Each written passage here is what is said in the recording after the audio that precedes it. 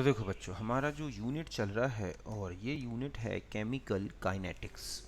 Okay. आज हम इस यूनिट में जो टॉपिक डिस्कस करेंगे और ये टॉपिक है हमारा factors affecting the rate of reaction. Okay.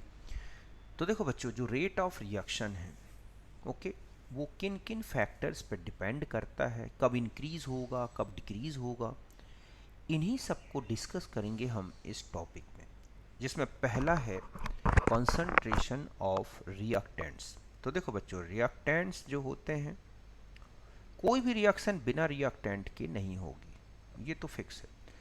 लेकिन रेट ऑफ रिएक्शन कंसंट्रेशन से किस तरह से इफेक्टेड होगा, ये हम रेट लॉ इक्वेशन से देख सकते हैं। यही मैंने लिखा है कि rate of reaction depend upon the concentration of reactant according to rate law. ऐसा नहीं कि हर एक ऑर्डर के लिए एक सा कंसंट्रेशन जो फैक्टर है वो रेट को चेंज करे। ये रेट लॉ इक्वेशन से ही हम डिस्कस कर सकते हैं, जिसमें है R directly proportional to the concentration of reactant और उसका पावर लगा है एन। यहाँ पर जो आर है ये है एक्टिव मास ऑफ रिएक्टेंट और एन है ऑर्डर ऑफ रिएक्शन। हम देखेंगे ये ऑर्डर क्या होता है, उसको हम डिटेल में डिस्कस करेंगे। एन की वैल्यू जो है वो 0 से स्टार्ट होके 1 2 3 4 कुछ भी हो सकती है, फ्रैक्शन में भी निगेटिव में भी हो सकती है। लेकिन एक जनरल हम लें कि ये है इस तरह से आर इक्वस टू के आर की पावर एन। यहाँ के क्या है और यहाँ भी ये बोला जाता है इसको रेट कांस्टेंट। ठीक है, इस इक्वेशन को हम डिटेल में आगे भी लेंगे। अब हम आ जाते हैं, दो तीन पॉइंट्स पहले डिस्कस करते हैं। सपोज आर जो है एक्टिव मास 1 मोल पर लीटर ले लिया जाए, सभी जीरो से लेके जितनी भी ऑर्डर की रिएक्शंस हैं, ठीक है, और ये मान लिया जाए कि के सभी रिएक्शंस के लिए सेम है रेट कांस्टेंट। ओके, तो आर इक्वल टू के, और जहां आर था हमने 1 रख दिया, तो अब आर इक्वल टू क्या हो गया बच्चों, के। इस तरह से कोई भी ऑर्डर की रिएक्शन हो, चाहे वो जीरो ऑर्डर हो या फर्स्ट ऑर्डर हो या सेकेंड ऑर्डर, अगर उनका रेट कांस्टेंट सेम है तो मोलर कॉन्सेंट्रेशन अगर 1 मोल पर लीटर यूनिट में ले ली जाए तो सभी ऑर्डर की रिएक्शंस के लिए, मतलब ये यहाँ पर जो है रेट्स हैं, ठीक है, कि जीरो ऑर्डर का रेट है तो वो इक्वल होगा फर्स्ट ऑर्डर के लिए, सेकंड ऑर्डर के लिए, थर्ड ऑर्डर के लिए। ठीक है, तो ये रेट फॉर, ठीक है, rates for different order reaction. Okay, कि डिफरेंट ऑर्डर रिएक्शन के लिए ये क्या है बच्चों, रेट के रिलेशन है। समझ गए ना कि सभी ऑर्डर के लिए सेम आएगा अगर रेट कांस्टेंट सेम हो और जो कंसंट्रेशन है ये यूनिट में हो 1 मोल पर लीटर। दूसरा देखो, अब दूसरा केस है कि अगर मोलर कंसंट्रेशन रिएक्टेंट की 1 मोल पर लीटर से ज़्यादा हो और के same for all order of reactions, सभी ऑर्डर की रिएक्शंस के लिए सेम हो, तो आप देखोगे कि जो रेट आएगा ना रिएक्शन का, वो directly proportional to the order of reaction. ऐसा ध्यान रखें कि जिसका ऑर्डर ज़्यादा होगा जिस रिएक्शन का, उनका सेम कॉन्सेंट्रेशन कि 1 मोल पर लीटर से ज़्यादा, मीन्स हम मान लें 10 मोल पर लीटर सबकी रिएक्शन की मैं कॉन्सेंट्रेशन कर दें, तो रेट ऑफ रिएक्शन एन के डायरेक्टली प्रोपोर्शनल होगा। अगर एन ज़्यादा है तो रेट उस रिएक्शन के लिए ज़्यादा होगा। जैसे सपोज हम मान लें आर की वैल्यू है 10 मोल पर लीटर, तो आर नॉट जो है जीरो ऑर्डर के लिए के हो जाएगा क्या बच्चों, आर 10 का power zero, means R equal to K equal हो जाएगा। आर वन आ जाएगा के इंटू 10, आर टू हो जाएगा, देखो आप यहाँ पर अगर हम देखें तो ये जो हमारे पास आर टू आएगा वो कितना हो जाएगा, आर टू इक्वल टू 100 के। तो आप देखोगे कि जितना ज़्यादा ऑर्डर होगा रेट उतना ही ज़्यादा हो जाएगा। अगर रेट कांस्टेंट सेम हो और रिएक्टेंट की कॉन्सेंट्रेशन 1 मोल पर लीटर से ज़्यादा हो, तो आपको ध्यान रखना है rate of reaction directly proportional to the order of reaction. यहाँ बता दूं, R zero zero order reaction का रेट है, आर वन फर्स्ट ऑर्डर के लिए रेट लिया है, आर टू सेकेंड ऑर्डर के लिए लिया है, आर थ्री थर्ड ऑर्डर के लिए लिया है ना। तो आप देख रहे हैं कि आर जीरो से लेके और आर थ्री तक, मतलब जीरो ऑर्डर से लेके थर्ड ऑर्डर फोर्थ ऑर्डर जो भी है, रेट लगातार बढ़ेगा। ओके, फिर आता है कि अगर कंसंट्रेशन लेस देन 1 मोल पर लीटर हो, ठीक है, इस तरह से, और के सेम फॉर ऑल रिएक्शंस, सभी रिएक्शन के लिए आप क्या कर दें बच्चों, के को सेम कर दें। ठीक है, तो आप देखोगे कि जो रेट होगा ना रिएक्शन का वो inversely proportional to the order of reaction, means जिसका ऑर्डर ज़्यादा उसका रेट कम होगा। सपोज हमने कॉन्सेंट्रेशन रख दी 1/10 मोल पर लीटर, ठीक है। तो आप देखोगे जीरो ऑर्डर का रेट क्या आएगा बच्चों, के इक्वल होगा R1 का रेट आएगा 0.1, R2 का आएगा 0.01, ठीक है। तो आप देख रहे हैं कि लगातार जो है रेट क्या होता जा रहा है, डिक्रीज होता जा रहा है। तो इस तरह से जीरो ऑर्डर का रेट सबसे ज़्यादा और थर्ड ऑर्डर का रेट सबसे कम होगा। तो इस तरह से कॉन्सेंट्रेशन के चेंज होने से रेट ऑफ रिएक्शन में चेंजेस आते हैं। अब वो डिपेंड करता है कि रिएक्शन किस ऑर्डर के लिए पूछी गई है, ठीक है। तो इस तरह से आपको ध्यान रखना है कि कॉन्सेंट्रेशन का ये इफेक्ट पड़ता है रेट ऑफ रिएक्शंस पर। यहाँ तक बात क्लियर है। If the concentration of reactant changed m times then rate of reaction changed m की पावर n टाइम्स। ये बात ध्यान रखना है बच्चों कि अगर किसी भी रिएक्शन का जो कॉन्सेंट्रेशन है वो m टाइम्स चेंज कर रहे हैं, डबल कर रहे हैं, ट्रिपल कर रहे हैं, तो रेट ऑफ रिएक्शन चेंज होगा m की पावर n। n जहाँ क्या है बच्चों, यहाँ n जो है ये क्या है, ऑर्डर ऑफ रिएक्शन, ठीक है। इस तरह से जीरो ऑर्डर में n की वैल्यू जीरो है तो रेट कांस्टेंट रहेगा। अगर आप फर्स्ट ऑर्डर में जाएंगे तो 1 रखेंगे, तो इसका मतलब है कि कंसंट्रेशन डबल करने से रेट भी क्या हो जाएगा, डबल हो जाएगा। इसी तरह से अगर सेकंड ऑर्डर की है तो 4 टाइम्स और थर्ड ऑर्डर की है तो 8 टाइम्स चेंज होगा, करके देख लो आप, ठीक है। मतलब अगर आप सेकंड ऑर्डर में जाएं, ठीक है, तो सेकंड ऑर्डर में आप रेट देखोगे तो 2 की पावर 2 मीन्स कितने टाइम्स, 4 टाइम्स, ठीक है। अगर आप थर्ड ऑर्डर में जाओगे कि डबल कर दें कॉन्सेंट्रेशन तो आर 2 का पावर 3 मीन्स 8 टाइम्स, ठीक है। इस तरह से कि थर्ड ऑर्डर है तो 8 टाइम्स, मतलब यहाँ पर रेट चेंज है तो इस तरह से डबलिंग कर रहे हैं। क्या कर रहे हैं, डबलिंग द कॉन्सेंट्रेशन। तो इस तरह से रेट ऑफ रिएक्शन में चेंजेस आते हैं। ओके, तो ये था कॉन्सेंट्रेशन चेंज का इफेक्ट। फिर हम आ जाते हैं फैक्ट ऑफ टेम्परेचर, कि टेम्परेचर का क्या इफेक्ट पड़ता है रेट ऑफ रिएक्शन में। तो देखो बच्चों, सबसे मोस्ट इम्पॉर्टेंट फैक्टर है टेम्परेचर, ठीक है। और ये देखा गया कि मोस्ट ऑफ द रिएक्शन जो रेट होते हैं of reaction increases with increase temperature. समझ गए ना, कि अगर हम देखते हैं कि बहुत सारी रिएक्शंस हैं जिसका रेट रिएक्शन का टेम्परेचर इंक्रीज करने से इंक्रीज होता है, because thermal energy used for activation of reactant. क्यों, क्योंकि जो आप हीट प्रोवाइड कर रहे हैं रिएक्टेंट को, वो रिएक्टेंट मॉलिक्यूल को एक्टिवेट कर देता है। एक्टिवेट करने के लिए जो एनर्जी लगती है ग्राउंड स्टेट से एक्टिवेशन स्टेट तक पहुंचने के लिए बच्चों, उसको बोलते हैं एक्टिवेशन एनर्जी।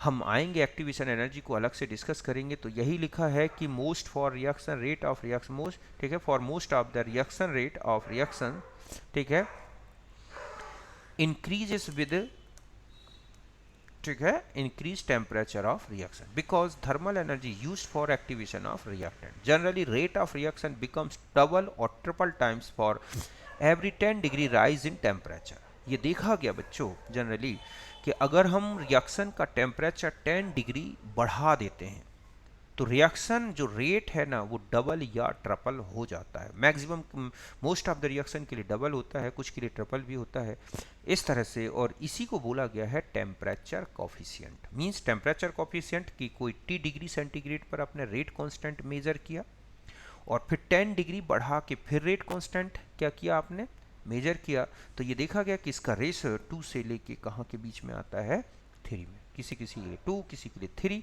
इस तरह से। जहाँ के T डिग्री तो rate constant eight 10 degree T degree centigrade temperature. तो बात समझ गए ना कि मोस्ट रिएक्शन मतलब मैक्सिमम रिएक्शंस के लिए rate of reaction temperature increase करने से इंक्रीज होता है, क्योंकि टेम्परेचर जो है एनर्जी देता है, उस एनर्जी से रिएक्टेंट मॉलिक्यूल एक्टिवेट हो जाते हैं और इसीलिए जो है कॉन्सेंट्रेशन एक्टिवेटेड कॉम्प्लेक्स की बढ़ जाती है और रेट बढ़ता है।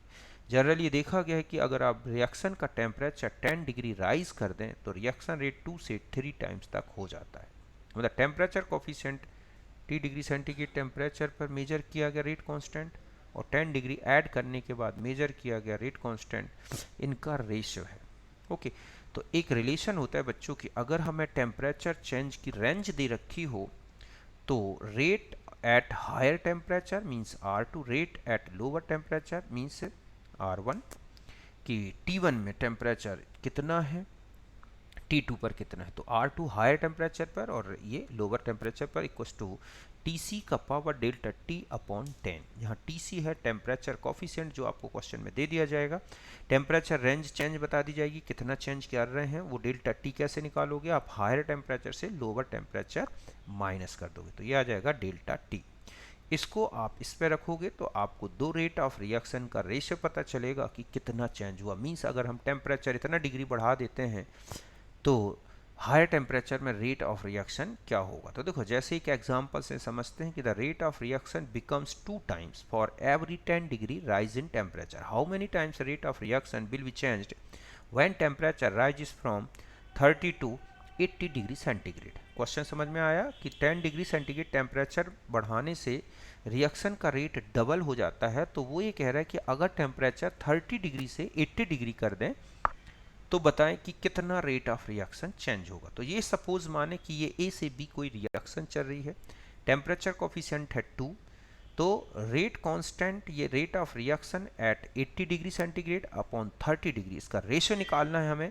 तो हम लिखेंगे TC का power delta T upon 10। Delta T कैसे निकालें, 80 डिग्री में से 30 तो ये हो गया हमारे पास 50। तो 2 की पावर, ठीक है, 50 अपॉन 10 मीन्स 2 की पावर 5 मीन्स 32। तो इस तरह से 80 कुल मिला के 50 डिग्री सेंटीग्रेड अगर हम टेम्परेचर चेंज कर देते हैं तो रिएक्शन रेट 32 टाइम्स क्या हो जाएगा, बढ़ जाएगा। यहाँ तक बात क्लियर है अच्छी तरह से। तो इस तरह के क्वेश्चंस मिलेंगे आपको कि अगर आपको रिएक्शन का क्या दे रखा हो, टेम्परेचर कोफिशिएंट और टेम्परेचर की लिमिट बता दे तो पहले डेल्टा T निकालो, टेम्परेचर कोफिशिएंट का पावर डेल्टा T अपॉन 10 करके रेट ऑफ रिएक्शन का रेशियो निकाल सकते हैं कि 80 डिग्री पर कितना होगा अगर हमें इतना टेम्परेचर से इतना तक पहुंचा दिया, या हाई टेम्परेचर में कितना होगा, लोअर टेम्परेचर में रेट ये है। तो आप इस तरह से निकालेंगे। बात क्लियर है। फिर हम आ जाते हैं इफेक्ट ऑफ कैटालिस्ट। तो देखो बच्चों, कैटालिस्ट जो होते हैं मेनली पॉजिटिव कैटालिस्ट लिए जाते हैं जो रेट ऑफ रिएक्शन को इंक्रीज करते हैं। मतलब catalyst increases rate of reaction because it provides low activation energy path for reaction. कि इसका मेन वर्क क्या होता है बच्चों कि कैटालिस्ट जो होता है वो रिएक्शन में जो एक्टिवेशन एनर्जी चाहिए है, समझ गए ना, उतनी एक्टिवेशन एनर्जी चाहिए है उससे कम में ही क्या कर देता है, रिएक्शन का रेट को उसमें मतलब रिएक्शन को बढ़ा प्रोवाइड वो कर देता है, इनिशिएट करता है। मतलब इस तरह से catalyst increase the rate of reaction because it provides low activation energy path for reaction. समझ गए ना कि जब हम कैटालिस्ट मिला देते हैं रिएक्शन में तो रिएक्शन रेट क्या हो गया, इंक्रीज हो जाता है। क्यों, क्योंकि रिएक्शन के लिए जितनी एक्टिवेशन एनर्जी बिना कैटालिस्ट की, ठीक है, जरूरी था उससे कम एनर्जी में ही क्या होगी, रिएक्शन कैटालिस्ट की प्रेजेंस में होने लगती है। तो यही लिखा है कि it provides low activation energy path for reaction and increase, ठीक है, कॉन्सेंट, क्योंकि ये कह रहे हैं ना कि provide the low activation energy path for reaction and increase concentration of activated complex, और एक्टिवेटेड कॉम्प्लेक्स की कॉन्सेंट्रेशन को बढ़ा देता है। क्यों, क्योंकि आप देखोगे कैटालिस्ट वाले एक चैप्टर में आएगा कि कैटालिस्ट जो होता है एक एडजॉर्बेंट की तरह वर्क करता है और रिएक्टेंट मॉलिक्यूल को अपनी सरफेस पे खींच के एडजॉर्ब करा के उनके टक्कर बढ़ा देता है, और ऐसे में और कुछ एनर्जी रिलीज होती है जो मॉलिक्यूल को एक्टिवेट भी करती है। तो ये सारे रीजन मिलके रिएक्शन का रेट बढ़ा देते हैं।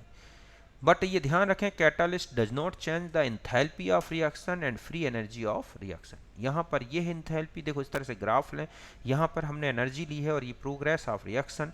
तो यहाँ से लेके यहाँ तक का जो ये एनर्जी गैप है इसे क्या बोलेंगे बच्चों, एक्टिवेशन एनर्जी, ठीक है, इस तरह से। अब आता है कि यहाँ पर ये जो लाल रेड कलर से शो कर रखा है मैंने कि अगर मान लो कैटालिस्ट की एब्सेंस है, ठीक है, तो एब्सेंस में जो रेट ऑफ रिएक्शन देख रहे हैं वो जो रिएक्शन है वो इतनी एनर्जी से होगा। मतलब यहाँ से लेके यहाँ तक की एक्टिवेशन एनर्जी चाहिए, कि ये लिखा है एक्टिवेशन एनर्जी अनकैटेलाइज्ड स्टेट, और जब हमने कैटालिस्ट मिला दिया तो अब एक्टिवेशन एनर्जी यहाँ आ गई। तो इस तरह से ये जो डिफरेंस आ गया ना एक्टिवेशन एनर्जी डेल्टा ई ए, यही डिक्रीज हो गई रिएक्शन की एक्टिवेशन एनर्जी। लेकिन देखो आप नीचे इंथैल्पी ऑफ रिएक्शन हो, ठीक है, या फ्री एनर्जी ऑफ रिएक्शन हो, इसमें कोई चेंज नहीं कर रहा है। चाहे कैटालिस्ट मिलाएं चाहे नहीं मिलाएं, डेल्टा एच आर इतना ही बना रहेगा। क्यों? क्योंकि delta H R is equal to delta H F standard product minus delta H F standard of reactant. ऐसे डेल्टा जी आर जो होता है रिएक्शन का free energy change, delta G formation enthalpy of product minus delta G formation enthalpy of reactant पे depend करता है।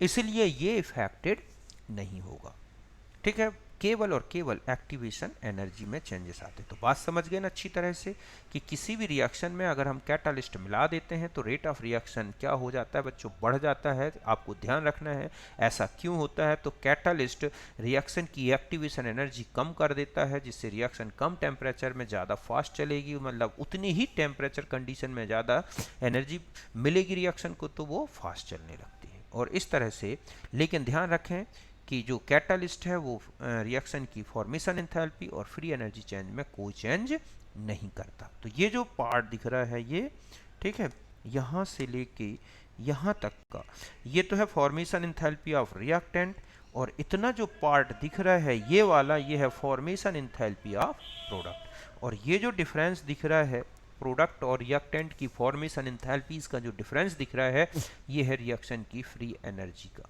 Okay, sorry enthalpy, reaction की enthalpy का भी, और इसी से हम फ्री एनर्जी भी निकाल सकते हैं। ओके, अब हम आ जाते हैं नेक्स्ट, थर्ड फैक्टर है नेचर ऑफ रिएक्टेंट। तो ध्यान रखें बच्चों कि रिएक्शन का रेट जो है रिएक्टेंट के नेचर पे भी डिपेंड करता है। अगर हम आयनिक रिएक्टेंट्स लेते हैं जैसे एसिड हैं, बेस हैं, सॉल्ट हैं, तो रिएक्शन फास्ट चलती हैं, जैसे प्रेसिपिटेशन, न्यूट्रलाइजेशन, हाइड्रोलिसिस, ये बहुत ही फास्ट रिएक्शन होती हैं due to presence of ions. इनमें आइंस होते हैं जिनको इस तरह से आयन को बनने में कोई ज़्यादा एक्स्ट्रा एनर्जी नहीं लगती, बट कोवेलेंट और मॉलिकुलर जो रिएक्टेंट्स हैं गिव स्लो रिएक्शन।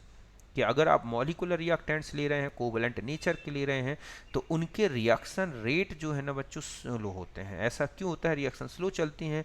क्योंकि जो कोवेलेंट मॉलिक्यूल हैं उनमें पहले बॉन्ड फ्यूजन होता है, फिर बॉन्ड, ठीक है, फॉर्मेशन होता है, और इस तरह से काफ़ी एनर्जी चेंजेस होते हैं इस प्रोसेस में। तो यही रीज़न है कि कोवेलेंट रिएक्शन स्लो रेट से चलती हैं, जबकि आयनिक रिएक्शन बहुत ही फास्ट रेट से चलती हैं, अगर हम उनकी मोलर कॉन्सेंट्रेशन सेम लेके उनके रेट्स को पहचानें। फिर आता है सरफेस एरिया ऑफ रिएक्टेंट। तो अब आता है कि अगर मान लो कोई सॉलिड रिएक्टेंट है, ठीक है, और उसकी स्मॉलर पार्टिकल साइज है, तो सरफेस एरिया क्या होगा बच्चों, ज़्यादा होगा, और ऐसे में रिएक्शन जो सरफेस में होती हैं बहुत ही फास्ट होंगी। तो लार्ज यही लिखा है कि for solid reactant smaller is the particle size, larger the surface area, faster will be the reaction. कि जितना ज़्यादा स्मॉल साइज का पार्टिकल होगा उसका सरफेस एरिया ज़्यादा होगा और रिएक्शन रेट ज़्यादा होगा। तो यहाँ तक ये कुछ इंपॉर्टेंट फैक्टर्स हैं, और भी होते हैं, लाइट की इंटेंसिटी, लाइट की वेलोसिटी, तो वो फोटोकेमिकल रिएक्शंस में आते हैं बच्चों, हमें उनकी अभी ज़रूरत नहीं है। तो इस तरह से मैंने आपको टेम्परेचर, कंसंट्रेशन, कैटालिस्ट और नेचर ऑफ रिएक्टेंट, इसके बारे में बताया कि किस तरह से रेट डिपेंड करता है, किस तरह इंक्रीज होता है, किस तरह डिक्रीज होता है। फिर हम आते हैं रेट लॉ। देखो बच्चों, रेट लॉ इक्वेशन है एक, कि ये है actual relationship between the concentration of reacting species and rate of reaction.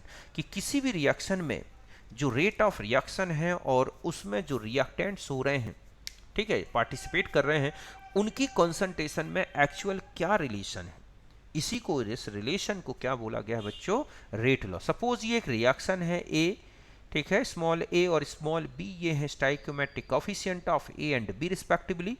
तो रेट ऑफ रिएक्शन अगर हम जानते हैं कि रिएक्टेंट की कॉन्सेंट्रेशन इस तरह से डायरेक्टली प्रोपोर्शनल है और इनकी ये पावर लगी हुई है N1 और N2। यहाँ N1 और N2 ऑर्डर ऑफ रिएक्शन है और ये एक्सपेरिमेंटल वेरीफाइड वैल्यूज हैं कि इनकी कॉन्सेंट्रेशन, रिएक्टेंट की कॉन्सेंट्रेशन डबल ट्रिपल करने से रेट में कितना चेंजेस आ रहे हैं, उन्हीं के बेस पर डिसाइड किए जाते हैं N1 और N2। ऐसा नहीं है कि जो स्टाइक्योमेट्रिक कोफिशिएंट लिखे हैं डायरेक्ट हम उन्हीं को पावर की तरह लिखते हैं।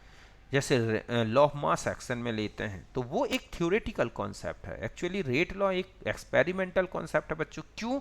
क्योंकि N1 N2 जो पावर लगाई गई हैं वो इस बेस पे लगाई गई हैं कि एक ही कॉन्सेंट्रेशन को चेंज करने से कितने टाइम्स रेट चेंज हो रहा है, बी को चेंज करने से कितने टाइम्स रेट चेंज हो रहा है। उसके बेस पर पता चलता है कि वो अगर ए को डबल करें या ट्रिपल करें रेट में कोई चेंज नहीं आ रहा है तो एन की वैल्यू जो N1 है वो 0 होगी। मान लो डबल करने से रेट डबल हो रहा है तो N1 की वैल्यू क्या हो जाएगी, 1 हो जाएगी। ऐसे 4 टाइम्स हो रहा है तो N1 की वैल्यू 2 हो जाएगी। तो इस तरह से पहले डिसाइड किया जाता है, तब जाके ये रेट लॉ में एक्चुअल में ये कॉन्सेंट्रेशन टर्म के ऊपर पावर लगाई जाती है। N1 मे और मे नॉट इक्वल्स टू ए। ध्यान रखें कि जो N1 है वो ए के बराबर भी हो सकता है और इससे अलग भी हो सकता है। ये प्रैक्टिकली ही डिसाइड होगा, ऐसा बी में भी हो सकता है। और N1 प्लस N2 का सम ए प्लस बी के बराबर नहीं भी हो सकता है और हो भी सकता है। बात समझ गए ना, क्लियर है? तो इस तरह से ये जो कॉफिशिएंट्स हैं ये डायरेक्ट नहीं लगाए जाते रेट लॉ इक्वेशन में, इनको पहले प्रैक्टिकली डिसाइड किया जाता है। तो यही रिलेशन है रेट लॉ इक्वेशन का। यही लिखा है कि this rate law is the expression in which reaction rate is given in the term of molar concentration of reactant with raised by some power. समझ गए ना कि इस तरह से जो रेट लॉ है वो एक ऐसा रिप्रेजेंटेशन है जो बताता है कि रिएक्शन का रेट क्या होगा और उनकी पावर लगी हैं, मींस ऑर्डर्स लगी हैं, तो रेट में कितना चेंज आएगा। तो इतना सा ध्यान रखना है, रेट लॉ है ये। ओके और उसमें जो रिएक्टेंट कॉन्सेंट्रेशन टर्म है उनकी जो पावर है वो है ऑर्डर। अब हम आ जाते हैं, एक होता है रेट कांस्टेंट या स्पेसिफिक रेट ऑफ रिएक्शन। तो देखो बच्चों, rate of reaction directly proportional to the concentration of reactant, ठीक है, रेज्ड बाय एन पावर। ठीक है, तो यहाँ पर डायरेक्टली प्रोपोर्शनल साइन हटाएंगे तो के आता है। अगर हम मोलर कॉन्सेंट्रेशन को 1 मोल पर लीटर कर दें तो रेट इज इक्वल टू के। इस तरह से rate of reaction when reactant concentration becomes unity. बात समझ गए कि जब रिएक्टेंट की कॉन्सेंट्रेशन 1 मोल पर लीटर होती है तो उस समय रेट ऑफ रिएक्शन ही क्या कहलाता है बच्चों, rate constant, R equal to K. यहां तक बात क्लियर है। अब हम कुछ कैरेक्टरिस्टिक्स देखते हैं के। तो देखो बच्चों, वैल्यू ऑफ के does not depend upon the concentration of reactant. ठीक है, मतलब है कि रिएक्टेंट की कॉन्सेंट्रेशन चेंज करने से जो रेट ऑफ कांस्टेंट है वो चेंज नहीं होगा बच्चों, चाहे कॉन्सेंट्रेशन ज़्यादा हो। क्यों? क्योंकि ये पर मोल का रेट ऑफ रिएक्शन है। 1 मोल से ज़्यादा करोगे तो भी पर मोल के लिए निकालना पड़ेगा, 1 मोल से कम कर दोगे तो भी पर मोल के लिए लेना पड़ेगा। तो के की वैल्यू कॉन्सेंट्रेशन रिएक्टेंट की चाहे डिक्रीज हो या इंक्रीज हो इस पर डिपेंड नहीं करेगी। इसके अलावा वॉल्यूम ऑफ कंटेनर पे डिपेंड नहीं करती कि कंटेनर छोटा लिया गया है या बड़ा, but depend upon the temperature, pressure and catalyst, कि ये टेम्परेचर पे डिपेंड करेगी। आप एक आरेनियस इक्वेशन देखोगे वहाँ आएगा, प्रेशर पे भी डिपेंड करती है और कैटालिस्ट पे तो डिपेंड करेगी ही। कैटालिस्ट मिला देने से रिएक्शन का एक मोल ज़्यादा फास्ट हो जाएगा, कम फास्ट हो जाएगा, तो इस पे डिपेंड करता है। क्योंकि कैटालिस्ट एक्टिवेशन एनर्जी को डिक्रीज इंक्रीज करते हैं, ऐसे में रेट कांस्टेंट भी चेंज होते हैं, क्योंकि rate constant directly related to, ठीक है, एक्टिवेशन एनर्जी। यूनिट की बात करें कि unit of K depend upon order of reaction. ध्यान रखें कि जो के की यूनिट होगी वो रिएक्शन के ऑर्डर पे डिपेंड करेगी, क्योंकि K equal to rate upon R की पावर एन। ठीक है, तो आर जो है वो है रेट, जिसकी यूनिट हम लेंगे mole litre inverse second inverse या फिर एटीएम सेकेंड इनवर्स में। ठीक है, और जो आर की कॉन्सेंट यूनिट है वो है मोल पर लीटर या फिर एटीएम में। अब देखो, जैसे जीरो ऑर्डर ले लें तो जीरो ऑर्डर में mole litre inverse second inverse upon mole litre का पावर एन, तो एन जीरो कर दोगे तो इस तरह से आपके पास जो यूनिट आएगी वो होगी mole litre inverse second inverse या फिर एटीएम सेकेंड इनवर्स में। मींस जिस कॉन्सेंट्रेशन, ठीक है, तो रेट कांस्टेंट की जो यूनिट है वही जीरो ऑर्डर के ठीक है, और रेट कांस्टेंट के लिए भी यूनिट होती है। समझ गए ना कि रेट की जो यूनिट आ रही है सीधा सीधा है, रेट की जो यूनिट है वही रेट कांस्टेंट की यूनिट है फॉर जीरो ऑर्डर रिएक्शन। फिर आते हैं, अगर मान लो हम फर्स्ट ऑर्डर ले लें तो आप देखेंगे कि यहाँ पर m अपॉन एल की पावर 1 होने से ये मोल पर लीटर हट जाएगा तो बचेगी सेकेंड इनवर्स। ध्यान रखें टाइम के किसी भी इनवर्स में हो सकती है, minute inverse, hour inverse, second inverse, year inverse, तो k की यूनिट टाइम के इनवर्स में होती है, ये ध्यान रखना है। अगर n की वैल्यू 2 कर दें तो अब देखोगे कि अब बचेगी litre, mole inverse, second inverse, इसी तरह से आगे यूनिट आती है। तो यहाँ तक बात समझ गए। तो आपको यूनिट निकालना आना चाहिए कि फर्स्ट ऑर्डर है, सेकेंड ऑर्डर है, तो के की यूनिट क्या होंगी। कई बार तो ऑर्डर पहचानने आ जाता है तो आपको के की यूनिट दे रखी होती है, बहुत इजी पहचान सकते हो। तो बात क्लियर है यहाँ तक। अब देखो नेक्स्ट में आते हैं हम क्या बच्चों, मॉलिकुलरिटी। तो देखो बच्चों मॉलिकुलरिटी क्या है। मॉलिकुलरिटी का मतलब होता है, देखो यहाँ है कि number of reacting species, means atoms हो सकते हैं, आइंस हो सकते हैं, molecules taking part in elementary reaction. Elementary reaction means जो एक ही स्टेप में कंप्लीट हो जाती है उसे बोलते हैं एलिमेंट्री रिएक्शन। उस एलिमेंट्री रिएक्शन में जितने रिएक्टेंट स्पीसीज दिखती है वो सब क्या होंगे बच्चों, मॉलिकुलरिटी।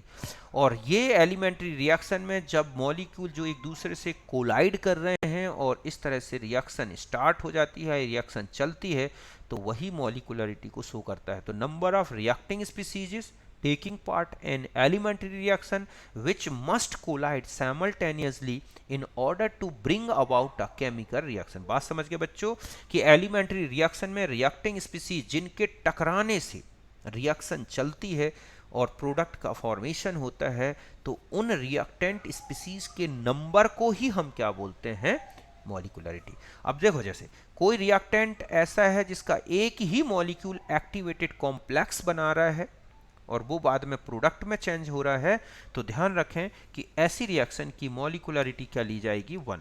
अब सपोज हमारे पास दो अलग अलग प्रकार के मॉलिक्यूल्स हैं, ए और बी टाइप का, और अब जो एक्टिवेटेड कॉम्प्लेक्स बनता है वो ए और बी के टकराने से बनता है। ठीक है, तो आप ध्यान रखें कि अब मॉलिकुलरिटी 2 होगी, मतलब ए और बी टकराने चाहिए, ए टकराएं या बी टकराएं तो इससे मॉलिकुलरिटी एक ही होगी। लेकिन अगर ए और बी टाइप के दो मॉलिक्यूल हैं और वो आपस में टकरा के ट्रांजिशन स्टेट बनाते हैं और फिर प्रोडक्ट का फॉर्मेशन होता है, समझ गए ना, तो अब हम कहेंगे कि रिएक्शन की मॉलिकुलरिटी 2 है। ऐसे अगर हम ये कहें कि 3 मॉलिक्यूल कोलाइड कर रहे हैं, ठीक है, ये एक ए प्रकार का, बी प्रकार का और सी। ध्यान रखें कि रिएक्शन तभी चलेगी, ए और बी और सी ये तभी मॉलिकुलरिटी में काउंट किए जाएंगे बच्चों जब एक्टिवेटेड कॉम्प्लेक्स इन तीनों के टकराने से बन रहा हो।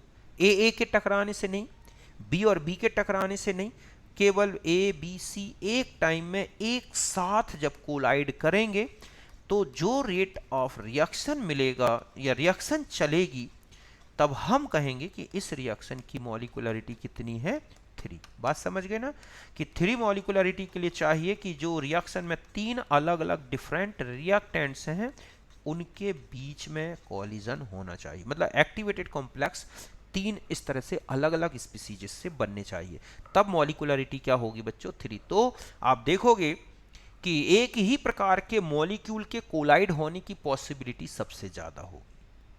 फिर ए और बी टाइप के मॉलिक्यूल के कोलाइड होने की पॉसिबिलिटी लगभग 50% हो गई। जरूरी नहीं कि ए और बी एक साथ 100% टकराएं, ए टकरा सकते हैं, बी टकरा सकते हैं, तो हम ये कहें कि कुल मिला के 33% पॉसिबिलिटी हो गई बच्चों, ए की एक, बी की एक और ए बी एक। तो इसलिए रेट ऑफ रिएक्शन जो है थोड़ा कम होगा सेकेंड ऑर्डर के लिए, लेकिन मॉलिकुलरिटी 2 लाने के लिए जरूरी है कि ए और बी के बीच में टक्कर होगी तो ही रिएक्शन होगी। ठीक इसी तरह से मान लो मॉलिकुलरिटी 3 है, तो 3 का मतलब सपोज ए बी सी 3 है, तो उन्हें तीनों को आपस में कोलाइड करना चाहिए, तभी क्या होगा, इस तरह से क्या होगा बच्चों, ट्रांजिशन स्टेट बनेगी और फिर प्रोडक्ट। तो मॉलिकुलरिटी 3 आने के लिए एक साथ एक ही टाइम में तीनों को टकराना जरूरी है। तो इस तरह से मॉलिकुलरिटी 0 भी नहीं हो सकती, क्योंकि 0 होने का मतलब है कि मॉलिक्यूल टकरा ही नहीं रहे। ओके, और ऐसी कोई भी रिएक्शन नहीं है जिसमें रिएक्टेंट मॉलिक्यूल ही ना हो, जीरो मॉलिकुलरिटी पॉसिबल नहीं है। और निगेटिव ही नहीं होती, क्योंकि मॉलिक्यूल एक एक टकराएंगे, एक दो तीन टकराएंगे। आधा मॉलिक्यूल टकराए, ये पॉसिबिलिटी है क्या? नहीं ना। तो मॉलिकुलरिटी हमेशा इंटीग्रल नंबर में होगी, और मैक्सिमम आप देखोगे मॉलिकुलरिटी 3 तक ही मिलती है, इससे ऊपर नहीं मिलती। क्यों बच्चों? क्योंकि एक साथ एक ही समय में चार रिएक्टेंट, 4 टाइप्स के रिएक्टेंट की कोलाइड होने की जो ऑर्डर है वो लगभग निग्लेजिबल होता है बच्चों। ओके, तो molecularity of reaction can not be zero, fractional और मोर देन 3। जीरो इसलिए नहीं होगी कि टक्कर ही नहीं हो रही, फ्रैक्शनल इसलिए नहीं हो सकती कि आधा मॉलिक्यूल और एक मॉलिक्यूल टकराए, या तो एक टकराएगा या दो, और तीन से ज़्यादा इसीलिए नहीं होती कि तीन मॉलिक्यूल के एक साथ एक ही समय में टकराने की पॉसिबिलिटी बहुत कम होती है। तो इस तरह से फिर आता है कि एलिमेंट्री रिएक्शन क्या है? The reaction taking place in one step, तो उनको बोलते हैं बच्चों एलिमेंट्री रिएक्शन। जैसे NH4NO2 से N2 और ये है, तो ये मॉलिकुलरिटी 1 होगी। अगर इस एलिमेंट्री रिएक्शन में एक मॉलिक्यूल पार्टिसिपेट करेगा तो 1, 2 है तो 2, इस तरह। फिर हम आ जाते हैं कॉम्प्लेक्स रिएक्शंस। देखो, complex reaction in which proceeds through more than one steps are termed as complex reaction. ऐसी रिएक्शंस जो एक से ज़्यादा स्टेप्स में चलती हैं उन्हें हम बोलते हैं कॉम्प्लेक्स रिएक्शन। और इसमें जो स्लोवेस्ट स्टेप होगा मैकेनिज्म का, वही रेट डिटर्मिनेटिंग स्टेप होगा, और उसी से डिसाइड होगी इनकी मॉलिकुलरिटी। जैसे ये लिखा 4HBr + O2 2H2Br2, तो स्टेप्स हो गए इस तरह से। HBr + O2 तो एक स्लो स्टेप है, फिर HBr, HOBr + HBr, ये सब फिर फास्ट होते हैं। क्या होते हैं? ये सब फास्ट हैं। तो ये फास्ट है, ये फास्ट है, लेकिन ये जो है स्लो है। तो यही इसमें क्या होगा बच्चों? रेट डिटरमिनेटिंग, ठीक है, स्टेप, इस तरह से। और रेट डिटर ओवरऑल, अगर हम रिएक्शन सब स्टेप्स को ऐड कर दें तो ये ओवरऑल है। तो इस रिएक्शन में ये जो स्टेप है स्लो स्टेप, इसका ऑर्डर 2 है और मॉलिकुलरिटी भी 2 होगी। क्यों? क्योंकि एलिमेंट्री स्टेप में एक कंप्लीट मॉलिक्यूल पार्टिसिपेट कर रहा है, तो इस तरह से ऑर्डर और मॉलिकुलरिटी होगी।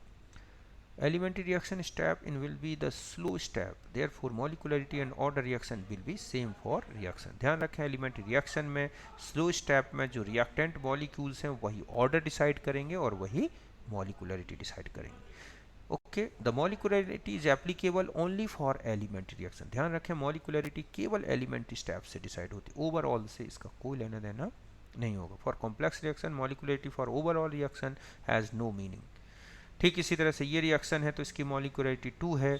इसमें रेट डिटर्मिनेटिंग स्टेप आप देख रहे हैं, एक ही मॉलिक्यूल पार्टिसिपेट कर रहा है, तो इसकी मॉलिकुलरिटी जो है 1 है। ओवरऑल रिएक्शन से कोई लेना देना नहीं होगा। यहाँ तक बात क्लियर है? ओके, फिर हम आ जाते हैं इसके बाद क्या क्या दे रखा है इसमें, ठीक है, कि इसके बाद हम आ जाते हैं बच्चों, तो यहाँ तक आज अभी आप समझें मॉलिकुलर कॉम्प्लेक्स, फिर हम इसके बाद ऑर्डर के बारे में डिसाइड करेंगे। ठीक है, तो यहाँ तक आपको ध्यान रखना है कि मॉलिकुलरिटी कैसे डिसाइड की जाती है। तो इसमें स्लो स्टेप देखें, उसमें जितने रिएक्टेंट मॉलिक्यूल्स हैं वो मॉलिकुलरिटी है। इसमें एलिमेंट्री रिएक्शन में 2 मॉलिक्यूल दिख रहे हैं, मॉलिकुलरिटी 2 है। कॉम्प्लेक्स रिएक्शन में ध्यान रखें, ओवरऑल रिएक्शन से मॉलिकुलरिटी डिसाइड नहीं की जाती, केवल एलिमेंट्री स्टेप से डिसाइड की जाती है। ओके, तो ये था मॉलिकुलरिटी। बाकी हम ऑर्डर को अगले टर्म में डिस्कस करेंगे।